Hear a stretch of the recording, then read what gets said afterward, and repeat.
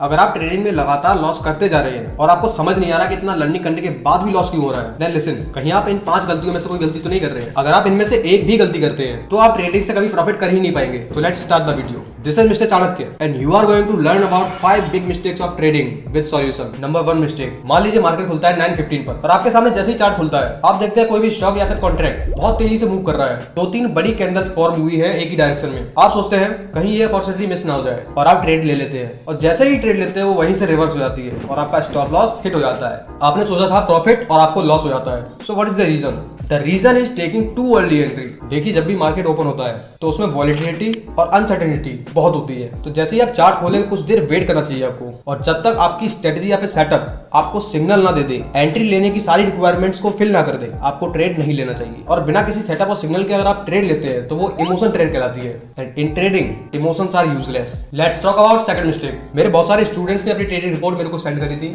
वहां पर मैंने उन सभी में एक सेम पैटर्न को देखा कि उनका जितना भी लॉस हो रहा है उसमें से वो 30-40% तो ब्रोकरेज ही दे रहे हैं। मतलब उनका जितना भी लॉस होता है उसमें वो आधे से ज्यादा कभी कभी ब्रोकरेज ही दे देते हैं। So what's the reason behind this? The answer is over trading. Over trading एक बहुत ही कॉमन मिस्टेक है जो कि हर एक नया ट्रेडर करता है। ओवर ट्रेडिंग के बहुत सारे नुकसान हैं, जैसे कि हाई ब्रोकरेज, डिसिप्लिन का बिल्ड ना हो पाना, and losing controls on their emotions, और अपने इमोशंस पे अपना कंट्रोल खो देना, रिवेंज माइंडसेट, और ये सभी कारण बनते हैं बड़े लॉस का। If you are in initial stage of trading, आपको इन 2 सिस्टम में से किसी एक को फॉलो करना है। First, 1 trade in a day with fixed stop loss for a month, no matter आपको प्रॉफिट होता है या फिर लॉस होता है। Second, 3 trades in a day.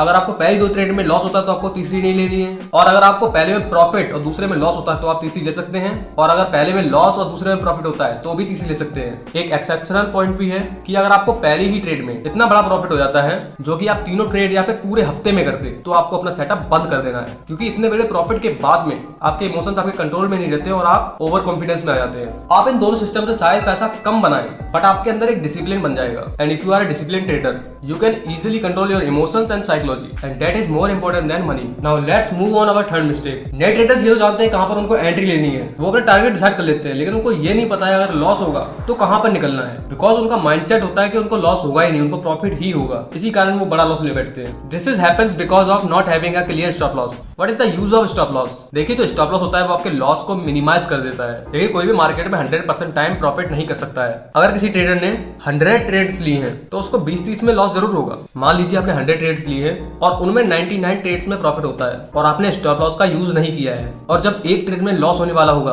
तो वो ट्रेड आपकी 99 ट्रेड्स का प्रॉफिट लेके जाएगा और आपकी जेब से भी लेके जाएगा। So stop loss is the most important in trading. अगर आपको नहीं पता है कि आपको स्टॉप लॉस कितना रखना है तो आपके लिए सिंपल सी कैलकुलेशन है। अगर आप इनिशियल डेज में है और आपके पास ओवरऑल जितना भी कैपिटल है उसका 1% या फिर 2% स्टॉप लॉस लेना है, उससे ज्यादा एक ट्रेड में आपको लॉस नहीं लेना है। Example, if you have 10,000 capital, then 10,000 divide by 100 into 2 equal to 200 rupees. आपको 200 रुपए पर ट्रेड में स्टॉप लॉस रखना है। Second scenario, if you have 1 lakh rupees, then 1 lakh divide by 100 into 2 equal to 2,000 rupees. 2,000 rupees पर ट्रेड में स्टॉप लॉस रखना है। Make peace with your small losses in trading. If you can't take risk, you can't be a trader. Now let's talk about 4th big mistake. आप जब भी trade लेते हैं, अगर आपको 100-200 प्रॉफिट दिखाई देता है तो आप उसको बुक कर लेते हैं, लेकिन यहीं पर अगर आपको लॉस दिखाई देता है तो आप 300-400 या 500 तक रुक जाते हैं। This is happens because of not having a clear risk to reward ratio. What is risk to reward? किसी भी ट्रेड में आप जितना स्टॉप लॉस डिसाइड करते हैं उसके अकॉर्डिंग आपको कितना प्रॉफिट चाहिए है, यही रिस्क टू रिवॉर्ड डिफाइन करता है। Why risk to reward is important? मान लीजिए आपके पास 50% एक्यूरेसी है, आप 10 ट्रेड लेते हैं, उसमें से 5 में प्रॉफिट होता है, 5 में लॉस होता है, और आपने यहाँ पर रिस्क टू रिवॉर्ड डिफाइन किया है 1:1, मतलब 100 रुपए देने के बदले में आप 100 रुपए चाहते हैं, तो 5 बार 100 रुपए का लॉस होगा और 5 बार 100 रुपए का प्रॉफिट होगा। ओवरऑल आपके पास 0 बचेगा। लेकिन यहीं पर आपके पास अगर रिस्क टू रिवॉर्ड 1:2 होता,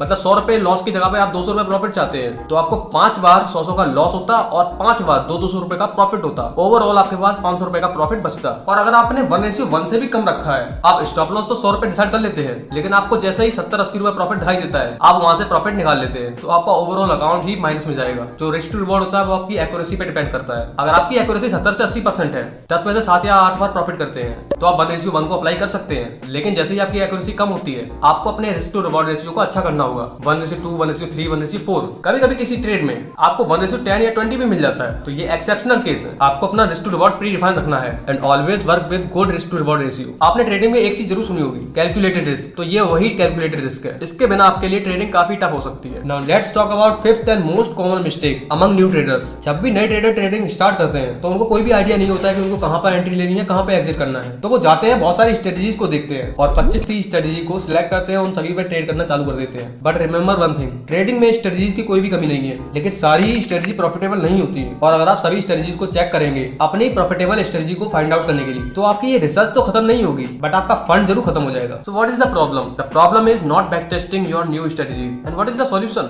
back test your strategies. What is back testing? Back testing means the process of testing a trading strategy on historical data to assess its accuracy. चलिए हिंदी में जान लेते हैं। बैक टेस्टिंग का मतलब होता है किसी भी स्ट्रेटजी को चार्ट के पास्ट डाटा पे अप्लाई करना और ये पता करना है आपको कितने बार प्रॉफिट हुआ है और कितने बार लॉस हुआ है। बैक टेस्टिंग से आप किसी भी स्ट्रेटजी की दो चीजें पता कर सकते हैं। Number 1 their accuracy and their risk to reward. और बैक टेस्टिंग से आप अपनी प्रॉफिटेबल स्ट्रेटजी को फाइंड आउट कर सकते हैं बिना कोई भी पैसा लूज किए। हाँ, ये थोड़ा टफ हो सकता है क्योंकि आपको एक प्रॉफिटेबल स्ट्रेटजी के लिए बहुत सारी स्ट्रेटजीज पर बैक टेस्ट करना होगा जिसमें काफी टाइम जाएगा। बट लिसन, जहां से ज्यादा पैसा आता है वहां पर ज्यादा मेहनत और ज्यादा टाइम भी लगता है। देखिए, ट्रेडिंग जो है वो अपने आप में ही बहुत ही वाइड सब्जेक्ट है। तो यहाँ पर सिर्फ 5 मिस्टेक्स नहीं है जिनको सुधारना जरूरी है। ट्रेडिंग की 5 मिस्टेक्स और हैं जो कि शायद इनसे भी बड़ी है, जिनको कंट्रोल करना आपके लिए जरूरी है। और वो वीडियो मिस्टर चाणक्य पर 3 दिन बाद अपलोड होगा। तो मेक श्योर आप मिस्टर चाणक्य को सब्सक्राइब और नोटिफिकेशन आइकन को इनेबल कर दे। और अगर आपने इस वीडियो को मिस कर दिया तो शायद आपको ट्रेडिंग में थोड़ा और ज्यादा टाइम लग सकता है। Best of luck for your trading journey and keep learning, keep growing.